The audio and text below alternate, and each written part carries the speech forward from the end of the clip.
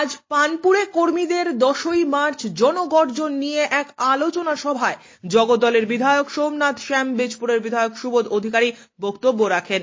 সোমনাথ শ্যাম বলেন, আজকে প্রেসকে ডেকে তৃণমূল কংগ্রেস কথা বলছেন, তাদের দেখলে আমার লজ্জা হয়। তারা তৃণমূল কংগ্রেস করে একটি বিজেপি সাংসদ এবং এখনো বিজেপি ঘরের সঙ্গে তালুকাত রাখে, যোগাযোগ রাখে সেই পরিবারের মানুষের হয়ে। তারা তৃণমূল কংগ্রেসের বিরুদ্ধে বলছে, তাদেরও পূর্ব পরিচয় এটাই, তারা কখনো কংগ্রেস, কখনো তৃণমূল, কখনো বা বিজেপিতে যায়, আবার কখনো তৃণমূলে ফিরে আসে।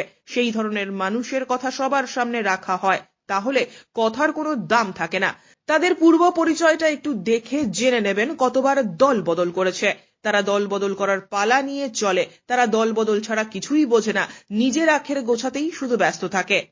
যে বিজেপি এবং তৃণমূল কংগ্রেসের কথা বলছেন, আমার লজ্জা হয় যে বা যারা সমর্থনে আপনাদের প্রেসকে ডেকে বলেছে, তারা লজ্জিত হওয়া উচিত যে তারা তৃণমূল কংগ্রেস করে একটি বিজেপি সাংসদ এবং যে এখনো বিজেপি ঘরের সঙ্গে তালুকাত রাখে, যার সঙ্গে যোগাযোগ রাখে, সেই পরিবারের মানুষের হয়ে তারা তৃণমূল কংগ্রেসের বিরুদ্ধে বলছে।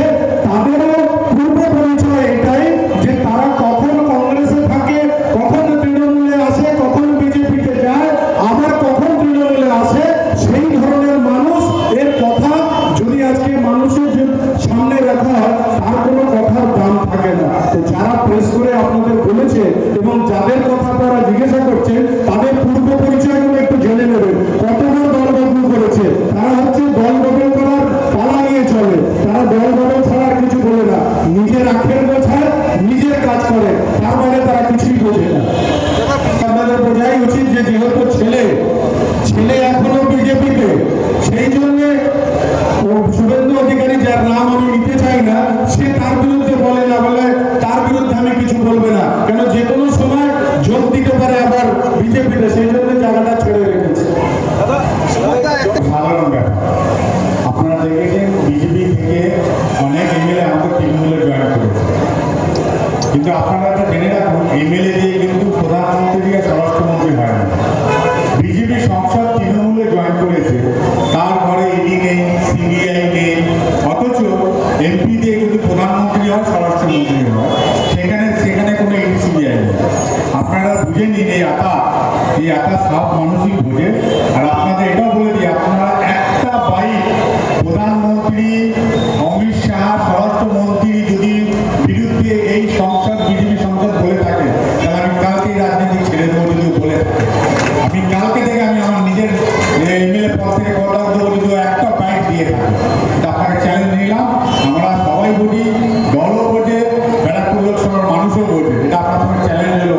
আপনারা এত যে বিজেপি এবং তৃণমূল কংগ্রেসের কথা বলছেন, আমার লজ্জা হয় যে বা যারা সমর্থনে আপনাদের প্রেসকে ডেকে বলেছে, তারা লজ্জিত হওয়া উচিত যে তারা তৃণমূল কংগ্রেস করে একটি বিজেপি সাংসদ এবং যে এখনো বিজেপি ঘরের সঙ্গে তালুকাত রাখে, যার সঙ্গে যোগাযোগ রাখে, সেই পরিবারের মানুষের হয়ে তারা তৃণমূল কংগ্রেসের বিরুদ্ধে বলছে।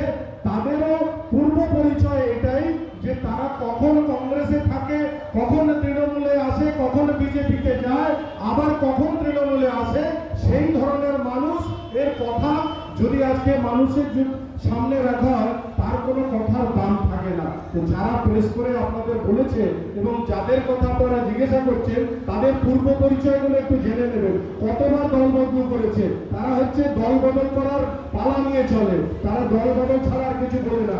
নিজের আখের গোছায়, নিজের কাজ করে, তার বাইরে তারা কিছুই বোঝে না। কিন্তু আপনারা একটা জেনে রাখুন, এমএলএ দিয়ে কিন্তু প্রধানমন্ত্রী আর স্বরাষ্ট্রমন্ত্রী হয় না।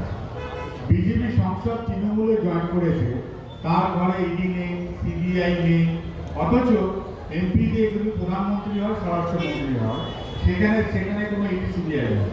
আপনারা বুঝে নিন এই আতা সব মানুষই বোঝে।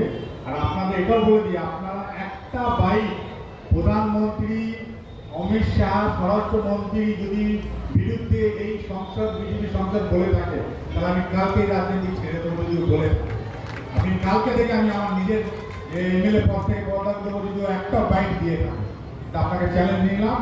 আমরা সবাই বুঝি, দলও বোঝে, ব্যারাকপুর লোকসভার মানুষও বোঝে। এটা আপনার সঙ্গে চ্যালেঞ্জ হলো, আপনারা এত মিডিয়া আছেন, একটা মিডিয়া বাইক দেখিয়ে দিন অমিত শাহ প্রধানমন্ত্রীর বিরুদ্ধে এই বিজেপি সংসদ অর্জুন একটাও বাইক দিয়েছে কিনা।